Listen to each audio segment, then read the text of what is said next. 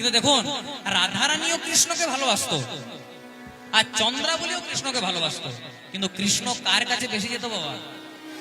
রাধার কাছে।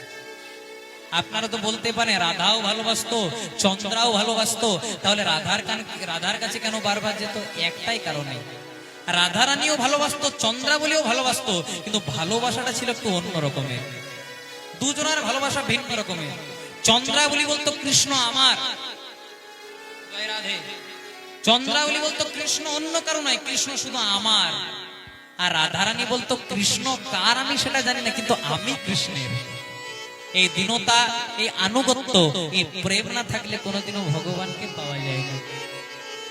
আর এই চন্দ্রাবলীর দুজন সখী ছিল, রাধারানী যেমন অষ্টসখী, 8টা সখী, ললিতা, বিশাখা, চিত্রা, চম্পকলতা, সুদেবী, রঙ্গদেবী, ইন্দুরেখা, তুঙ্গবিদ্যা, 8টা যেমন রাধারানী সখী। চন্দ্রাবলীর ছিল মোটে 2টো সখী, একজনের নাম ছিল পদ্মা আর একজনের নাম ছিল ভদ্রা।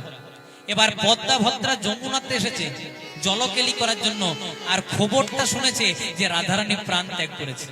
মনে মনে চিন্তা করছে আজকে চন্দ্রাবলীকে একটা দারুণ খবর দেবো।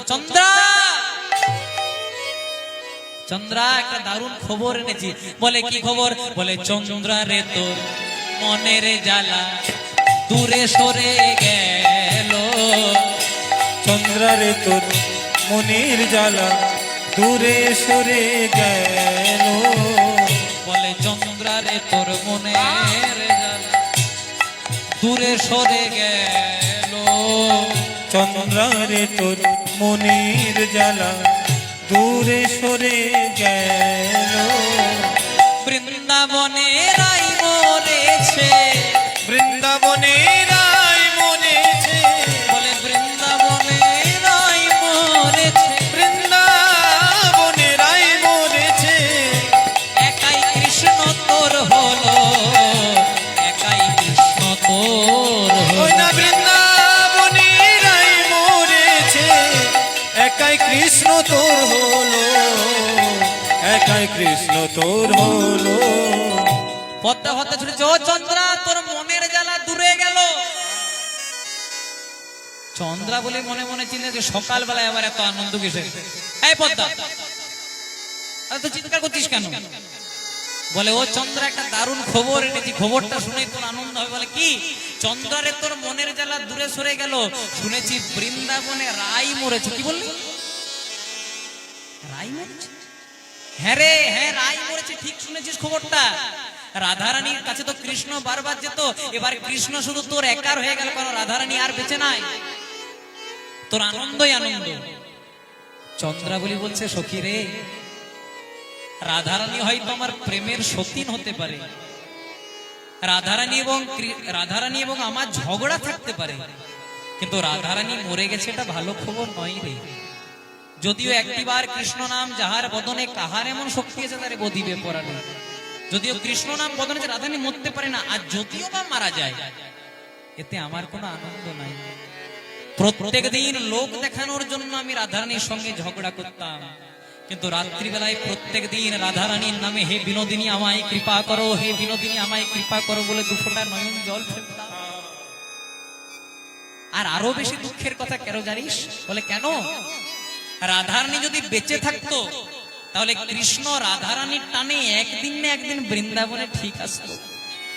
জানিস কৃষ্ণ তো আমাদের রাধারানীকে খুব ভালোবাসে, রাধারানীর টানে একদিন না একদিন কৃষ্ণ ঠিক আসতো।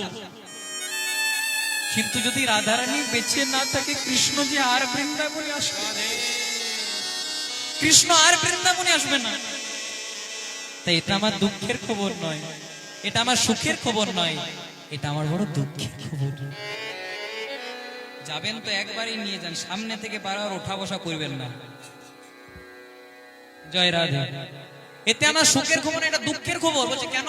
কারণ রাধারানীর টানে একদিন না একদিন কৃষ্ণ ঠিক বৃন্দাবনে আসবে। যদি কৃষ্ণ যদি রাধারানীকে দেখতেই না পায়, রাধারানী যদি মারা যায়, তাহলে কৃষ্ণ আর কেন আসবে বল সখী? চল চল দেখি তো রাধারানীর কি অবস্থা।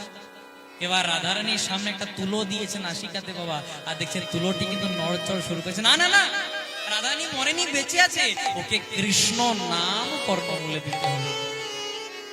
এবার রাধারানীর কর্ণমূলে কৃষ্ণ নাম দিলেন।